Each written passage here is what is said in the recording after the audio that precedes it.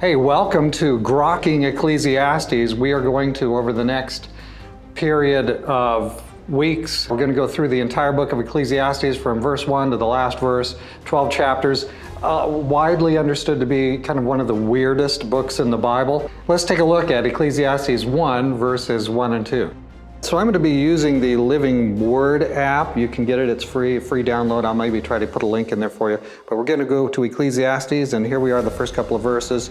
The words of the preacher, the son of David, king of Jerusalem. Vanity of vanities, says the preacher, vanity of vanities, all is vanity. So according to Ecclesiastes, everything is hevel, everything is breath. He's looking at the world in this very sarcastic, very pessimistic way. And we're going to see some pretty dark things here, especially the first couple of chapters.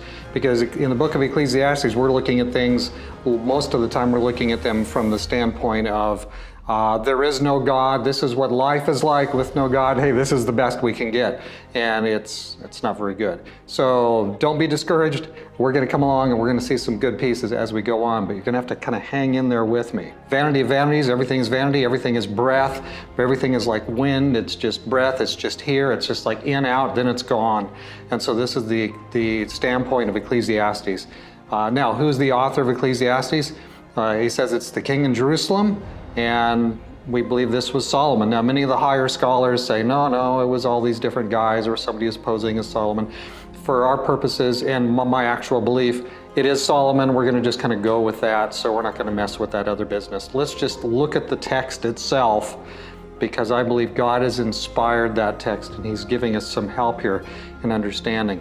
Let's look at a couple of notes. I've been looking at a couple of commentaries, and we're dealing with wisdom literature here, and it's kind of like we're not interested in wisdom literature, but you will be. So we're going to be talking about that as we go on through the first couple of chapters here. We're going to kind of tune in on what wisdom literature is and how it works. All right, I've got a few notes here, and I want to bring up a couple of them here from Eaton's commentaries in Ecclesiastes. He said, it is an essay in apologetics. It defends the life of faith and a generous God by pointing to the grimness of the alternative. Yeah, and I think that's about right. The grimness is what we're going to get here these next few days. The purpose of Ecclesiastes is to disclose the hopelessness and untenability of the secular concept of life, and thereby to proclaim indirectly the living reality of God and the indispensability of a personal struggle of faith. So what do we conclude here? Well, at the beginning here, we're on day 1, right? And I want to type in a little conclusion here. In fact, I'm going to maybe do that at the end of each one of these. So this is the summary of the book right here. Everything is empty. Everything is empty without God. If you want the full experience, let God into the picture.